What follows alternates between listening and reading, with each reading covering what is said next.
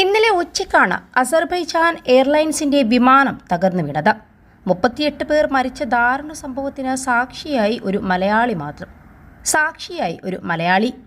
കാഞ്ഞിരപ്പള്ളി മണിമല സ്വദേശി ജിൻസ് മഞ്ഞക്കലാണത്. അദ്ദേഹം ജോലി ചെയ്യുന്ന ഹോട്ടലിന് സമീപമാണ് വിമാനം തകർന്നു വീണത്. ഒരു ഓൺലൈൻ മാധ്യമത്തോടാണ് അദ്ദേഹം തന്റെ അനുഭവം പങ്കുവച്ചിരിക്കുന്നത്. ജോലി സ്ഥലത്തേക്ക് വാഹനത്തിൽ പോകുമ്പോഴാണ് അപകടമുണ്ടായതായി കാണുന്നത്. ഞെട്ടലോടെയാണ് ഈ സംഭവം അദ്ദേഹം വിവരിക്കുന്നതും.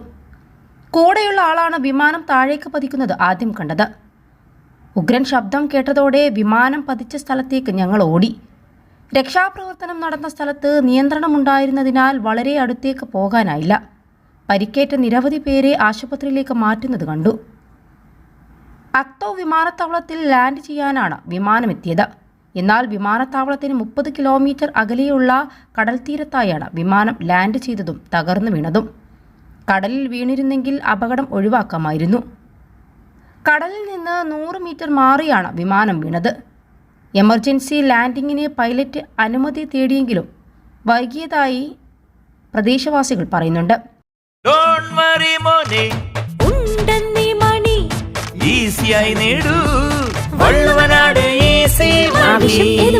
പണം ഞങ്ങൾ തരും.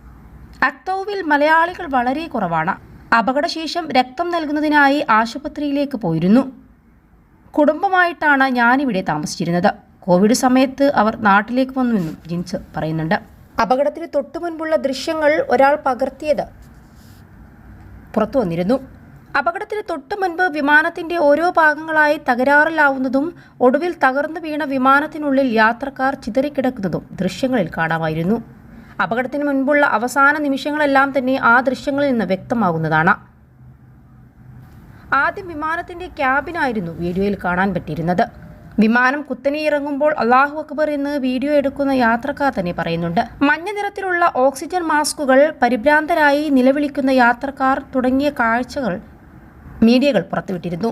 വിമാനം തകർന്ന ശേഷം പരിക്കേറ്റ് തറയിൽ ചിതറിക്കിടക്കുന്ന യാത്രക്കാർ സഹായത്തിനായി നിലവിളിക്കുന്നതും എല്ലാം കേട്ട പരിഭ്രാന്തിയിലാണ് ദൃക്സാക്ഷികൾ. 67 പേരാണ് വിമാനത്തിലുണ്ടായിരുന്നത്. ഇതിൽ 29 പേർ രക്ഷപ്പെട്ടുവെന്നാണ് റിപ്പോർട്ട്. 38 പേർ മരണത്തിന് ഇരയായിട്ടുണ്ട്. അസർബൈജാനിലെ ബാക്കുവിൽ നിന്ന് പറന്നുയർന്ന് വടക്കൻ കോക്കസസിലെ റഷ്യൻ നഗരമായ ഗ്രോസ്നിയിലേക്ക് പോകുകയായിരുന്നു എംബ്രയർ 190 എന്ന വിമാനം. അപകടത്തിന്റെ കൃത്യമായ കാരണം ഇതുവരെ കണ്ടെത്താനായിട്ടില്ലെങ്കിലും പക്ഷി ഇടിച്ചതിനെ തുടർന്ന് വിമാനം രക്തോവിലേക്ക് വഴിതിരിച്ചുവിട്ടതായാണ് റഷ്യയുടെ ഏവിയേഷൻ വാച്ച്ഡോഗ് റിപ്പോർട്ട് ചെയ്തത്. അൽസലാമ ഐ ഹോസ്പിറ്റൽ 21 ലക്ഷത്തോളം സന്തുഷ്ടരായ ഉപഭോക്താക്കളും 2 ലക്ഷത്തോളം തിമിര ശസ്ത്രക്രിയകളും പൂർത്തിയാക്കിയ മലബാറിലെ ഏക കണ്ണാശുപത്രി. ലോകോത്തര നിലവാരമുള്ള ചികിത്സാ സംവിധാനങ്ങൾ, എല്ലാ നേത്രരോഗ ചികിത്സാ സൗകര്യങ്ങളും വിദഗ്ധരായ ഡോക്ടർമാരുടെ മേൽനോട്ടത്തിൽ.